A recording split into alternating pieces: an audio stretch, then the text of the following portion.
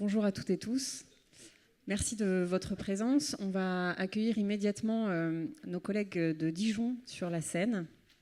Madame Grégoire, Monsieur Motte. Je vous laisse vous installer.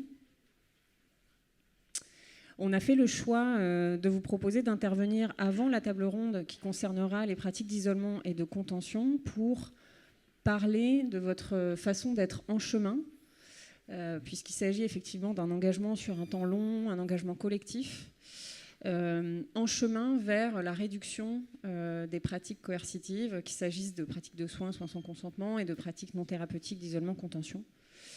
Merci à vous d'être ici aujourd'hui. Voilà, vous avez la parole. Mesdames, Messieurs, chers collègues, merci pour l'invitation et merci aux organisateurs, à Marine et à Boris en spécial, parce que voilà, ils nous ont aidés en amont. Avec Madame Grégoire, ici présente, on va évoquer notre expérience au centre hospitalier La Chartreuse de Dijon. Ce ne sera pas une révolution qu'on va vous présenter. Nous sommes un hôpital, on le dit tout de suite, dans lequel la contention et l'isolement se font encore. Mais on présentera une évolution au sein de notre institution. Pensée pour améliorer et diversifier l'offre de soins, cette évolution a eu aussi des conséquences également sur l'isolement et contention en diminuant le recours à ces pratiques. On aura peu de temps pour la présentation. Moi, je ferai rapidement une présentation de l'établissement et ses changements au niveau de l'organisation. Et Madame Grégoire, elle vous présentera ensuite les actions mises en place dans nos services. La Chartreuse est l'établissement de santé mentale de référence de la Côte d'Or. Il prend en charge 5 secteurs de psychiatrie adulte sur les 7 qui comptent le département, un intersecteur de gérontopsychiatrie et un grand secteur de pédopsychiatrie. Cela représente plus de 300 000 habitants. Initialement, les pôles de psychiatrie adulte étaient séparés dans un pôle urbain qui regroupait le secteur dijonnais et un pôle plus périphérique pour le reste des secteurs. Avec la mise en place du contrat de performance, 31 lits de psychiatrie ont été supprimés entre 2014 et 2019 et des unités ont été transformées.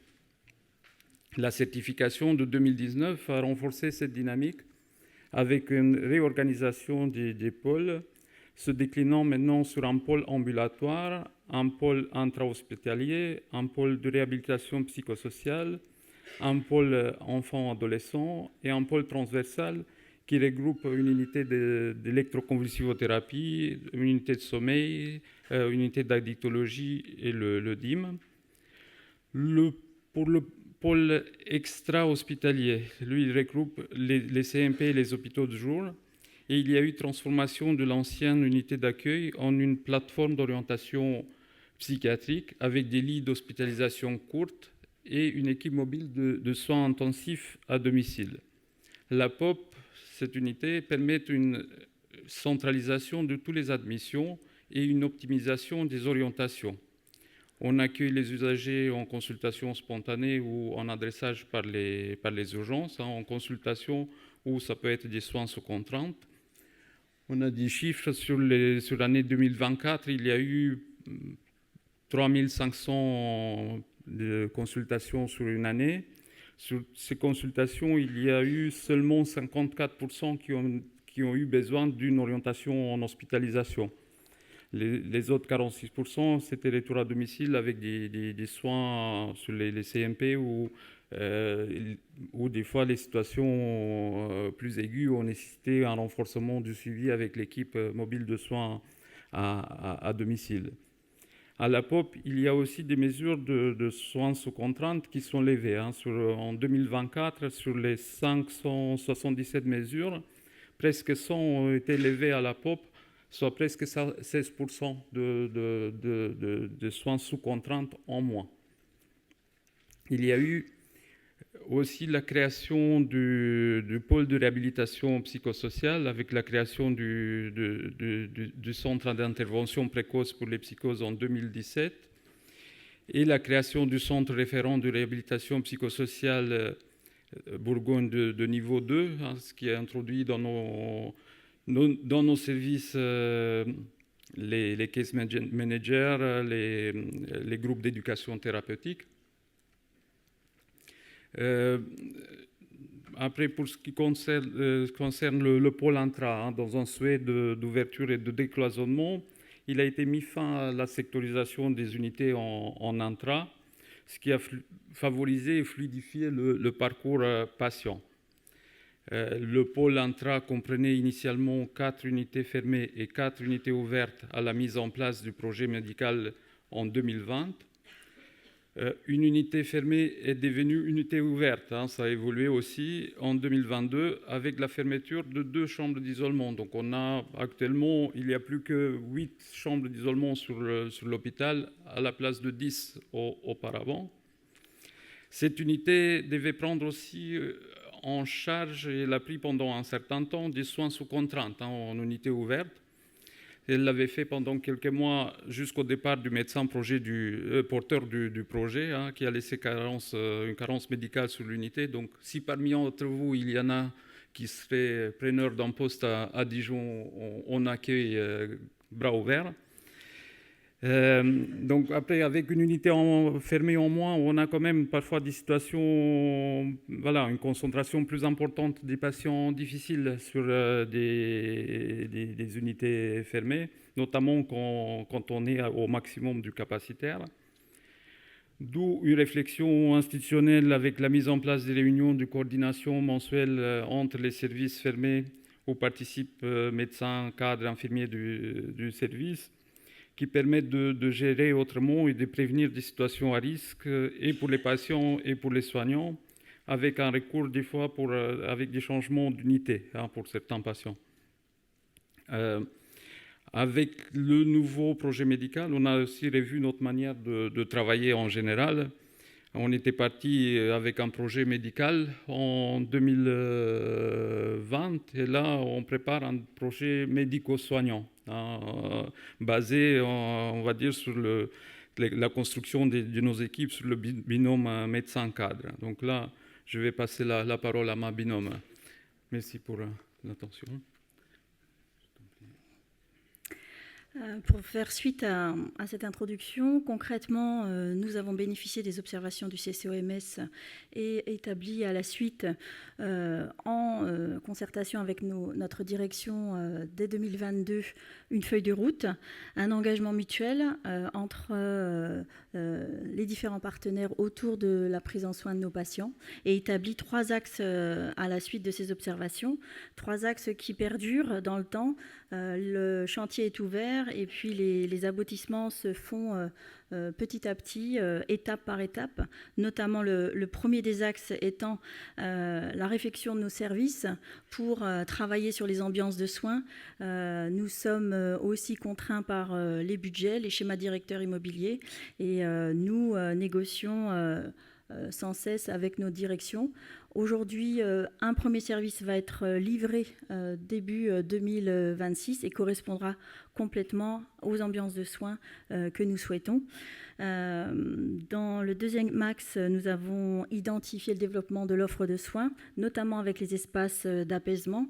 Le premier est arrivé en 2022 suite à un appel à projet dans le service de Dr Mott, un WEFCare, qui a prouvé immédiatement son efficacité, mesurable immédiatement, notamment sur l'administration des 6 besoins. Ce sont des alternatives qui nous ont convaincus immédiatement. Donc aujourd'hui, on a 5 espaces d'apaisement sur l'établissement, dont un aussi en ado-psychiatrie. Le nouveau service début 2026 en aura 2, avec 2 orientations différentes. Bref, ce sont les professionnels qui s'en saisissent. Parallèlement, nous avions négocié dès 2022 des budgets délégués pour donner plus de moyens au service de proposer d'autres soins, comme des médiations, des sorties thérapeutiques. Les équipes s'en sont emparées, ont écrit leur projet de service avec des concertations médico-soignantes et chacun développe une identité propre et des propositions à chacun de leurs patients. Ces médiations sont renforcées par une unité transversale de médiation et de psychothérapie, notamment avec des profils métiers nouveaux, nos APA, par exemple, qui contribue largement à offrir aussi des soins adaptés, ainsi que l'art-thérapie, la médiation animale. Aujourd'hui arrive le yoga du rire. Bref, on est dans une émulation collective et qui va vers des propositions nouvelles. Parallèlement, nous avons agi sur la formation. Nous avons recruté, formé des formateurs Oméga sur notre établissement à partir de 2023. On en a 3. Bientôt 5, pour faire de cette formation un langage commun, une formation socle. Sans formation, on est persuadé qu'on ne peut pas avancer. Nous avons aussi sollicité nos case managers, dont Dr Mott vous a parlé, pour nous proposer des formations autour des directives anticipées en psychiatrie. Donc nous sommes partis d'un modèle unique sur l'établissement, partagé, le modèle Psycom, qui est très très bien fait. Mon GPS. Donc, nous accompagnons les équipes avec des formations, tout ceci pour aller aussi dans une direction commune, un langage commun. Ça se déploie petit à petit, c'est vraiment un changement de culture, on y reviendra certainement.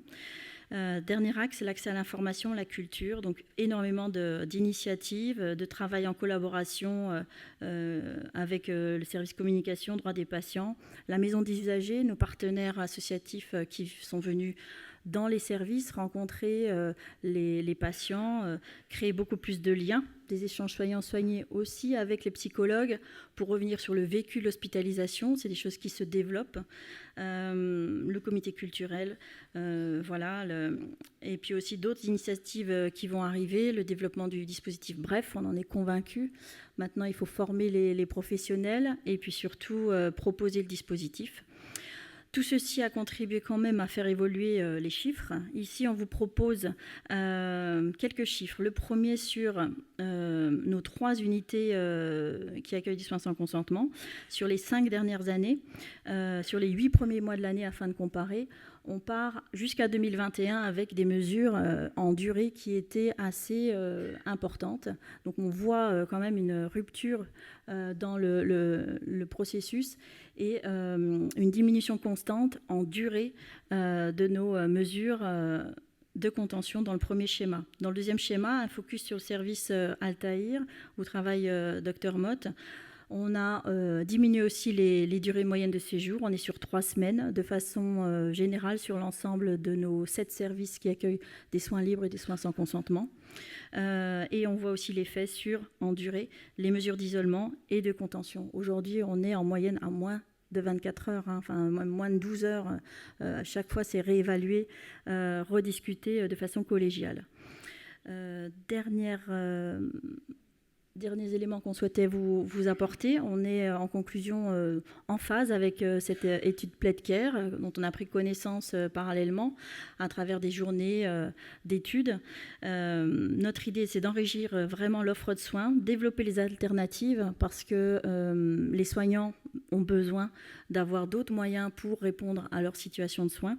La formation des professionnels, on en est convaincus. Aujourd'hui, nos orientations, c'est ce qui n'existe pas aujourd'hui, l'analyse des pratiques professionnelles, ça nous semble incontournable, ainsi que le recueil du vécu. Voilà, vous aviez parlé de vécu traumatique. On avait eu une intervention au CH d'Erstein sur une journée isolement-contention où il y avait une allocution sur les vécus. Donc ça nous a marqué. Donc on va dans ce sens-là. Et donc, pour conclure, il s'agit vraiment d'un changement de culture qui engage chacun d'entre nous, les médecins, les soignants, mais aussi nos directions avec qui on continue de négocier. Donc vers une ouverture, collégialité, l'horizontalité du lien, c'est des mots dont on a échangé avec Boris et Maëva. Et donc pour une transformation des pratiques professionnelles. Voilà où on en est aujourd'hui.